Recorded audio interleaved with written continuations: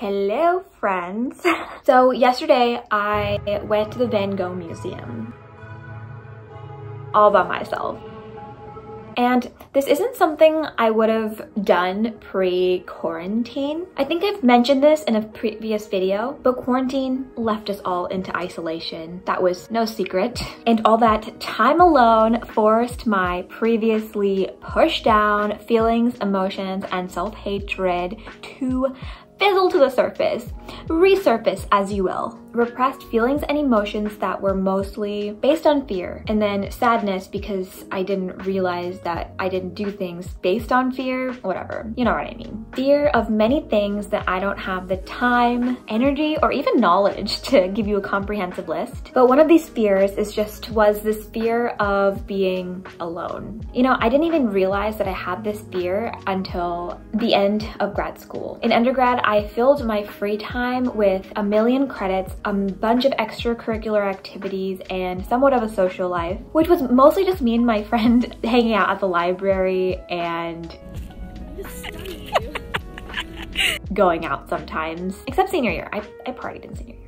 And then in graduate school, I started journaling and started this whole healing and self-discovery process unknowingly. I still kept myself busy surrounding myself with classmates who would become my best friends. No regrets, of course. Yet I knew that there was something wrong with me spending so much time and energy avoiding being by myself and my thoughts. I didn't like being by myself. I don't think that I'm alone in this, and tell me if I am, but I used to constantly surround myself with distractions, friends, extracurriculars, work, as a distraction of what the real issue was. I could not be alone. And what did that have to say about me? So I tried to figure it out. All my friends went to go get dinner with people and I'm alone, and I'm thinking about going to get food by myself. That'd be fun, right? I'm a little scared. I've never done that before, but it's always been on the bucket list to do things alone. Like, is there like something weird and taboo about that? Yes. No. I should just do it, right? I'm all scaredy. Maybe I'll go on this alone date. Where should we look? That night, I didn't end up going to dinner alone, but I did eventually overcome this fear, and I did end up going to dinner alone. I think the more important thing for me to explore was why? Why do I have this fear? For one, there's this fear people will think I have no friends and will pity me. And I guess that comes back to the issue of caring what strangers think of me. And I really don't care what this Karen thinks of me anymore. If you want to hear more about how I stopped caring about what other people think, watch my How to Stop Giving a Fuck video, because I talk about that. But in summary, I am so tired of letting other people dictate the way that I feel about myself. And honestly, it feels so relieving. Of course, I still come back with these crises where I'm like, oh my God, everybody hates me, blah, blah, blah. But I always have to come back to my truth. Whom am I really living my life for? Am I living for others? There's always gonna be somebody that doesn't agree with me. And so what does that mean? Should I just stop trying? Should I stop living, stop growing? That was a rhetorical question and you should have answered no. The other fear that is much harder to overcome is this fear of my own thoughts. I think that this is the deepest fear that has stopped me from intentionally spending time with myself in the past. I knew that I hated being by myself because that meant that I had to be alone with my thoughts. That's why I always have my headphones on and I'm listening to music. Subconsciously, I knew that being alone with my thoughts was completely mortifying.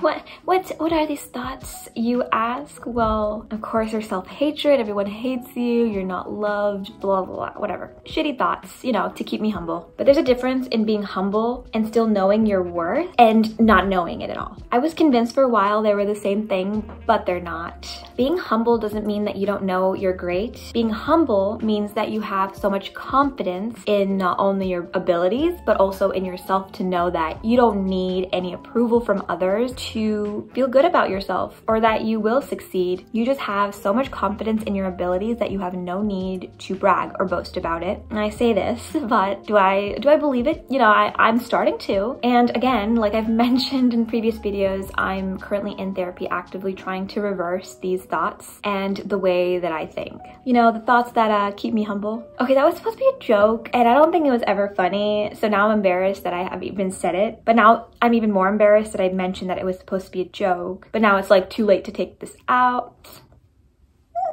Okay. So awkward. Let's just move on, okay? When lockdown first started, I was all of a sudden spending all of this time by myself. I was finally alone with my thoughts. With the help of music to block it out, of course. Attempt.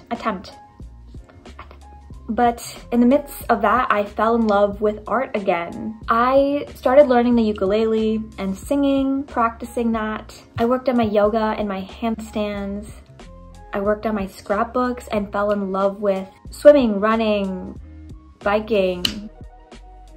I fell in love with writing again, which is my true passion, and I started my YouTube channel again. I had some channels when I was younger, and you don't want to see that, but I had them, and they're there. They're a thing. I was reminded of how beautiful our minds are. My mind is a scary place. It can bring me down and make me feel like absolute shit. It can tell me that I'm worthless, that no one would ever want to be around me, that I'm unloved, unlovable, and just meant to be alone, blah, blah, blah, whatever. It can make me feel insecure, and sometimes makes me not want to do anything ever again. But on the other hand, my brain also lets me create. It lets me have realizations about my life, my friends, my feelings, my relationships, which I personally feel like is what life is all about. The emotions that bring us ups and downs. It lets me have deep emotional connections with people and feel extreme love and betrayal all at the same time. My brain is just trying to keep me safe. Safe from the scary world that it thinks we live in. Which it is. This world is scary, but it's trying to protect me from the inevitable hurt from the world. Instead, my brain is actually causing me additional hurt from not letting me live the life that I need to live in order for me to experience emotions. My brain tells me that my thoughts are unsafe, so I avoid it with the music, the spending time with others, the distractions, the work. But for a long time, it failed to remind me that all of the amazing things that my brain has to offer, if it's not suffocated by negativity. What I'm trying to say is that there's beauty in knowing how to be by yourself. I know how hard it is to live and breathe in your thoughts. It's rough, and sometimes it's easier to ignore. Ignorance is bliss, right? But sometimes we need to go through the hardships, we need to go through the negativity and force ourselves to be alone and simmer in our thoughts. Like I mentioned previously, I went to the Van Gogh Museum all alone. It was kind of fitting because I'll tell you why. While I was there, I realized how significant this idea of silence was to Van Gogh. Stay with me, I'm going somewhere with this.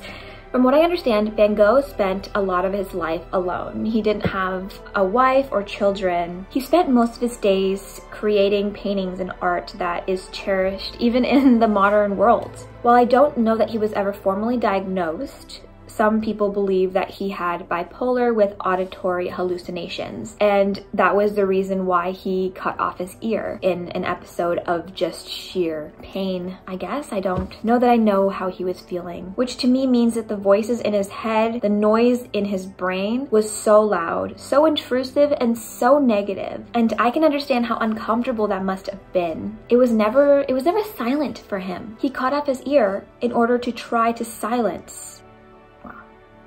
Van Gogh Museum was super cool. Made me think though, for a guy that didn't like noise, he made a lot of noise in his paintings. To me, I think that Van Gogh's paintings represent noise. Like, think about the Starry Night, for example. It has so many different colors of brushstrokes, and every single one of his paintings are like this. They're not in one color. They're all very noisy. It's moving. It's chaotic. Different brushstrokes, different colors that make up a whole painting. Are you following me here? His art to me represents what was going on in his mind. Noise, never silent. But I think that there's beauty in that. Yes, Starry Night was one of the most known paintings to this day. Even if you don't know Van Gogh, you know Starry Night. I think I have a notebook of it somewhere. And by no means am I an art expert, but this is just what came to me when I saw this. Especially also, I'm really bad at painting and like drawing and stuff, so like art in forms of paper, except for scrapbooking, I just can't draw. Anyway, against the point. All I know is that Van Gogh's brain caused him a lot of pain, a lot of noise, but somehow he found peace in his art. in expressing his creativity despite the noise in his mind. He found peace in being alone with his art, his paintings, and I think that that is truly so beautiful. We can all learn something from Van Gogh and being alone. Not that I know what it was like in his mind, but I can safely assume that he had a lot of negative thoughts in his mind that he could have very easily let take over his life. He could have just tried his best to run away, get married, and never let himself sit with his feelings and his thoughts.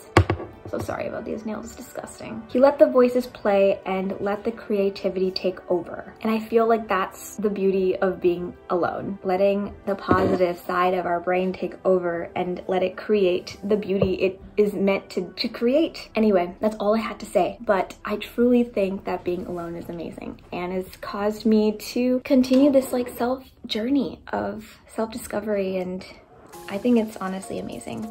And I hope that you also find peace with yourself because it's beautiful. Thank you for watching. I really appreciate you making it this far. I'm so impressed. Thanks. Let me know in the comments below, what do you do when you're alone? Thanks for watching. Follow me on Instagram, and I will see you guys in the next video. Bye. Hi. I wish I could make you stay, 'cause baby I love you. Why you tryna break us up when I'm tryna build it up? I wish I could make you stop.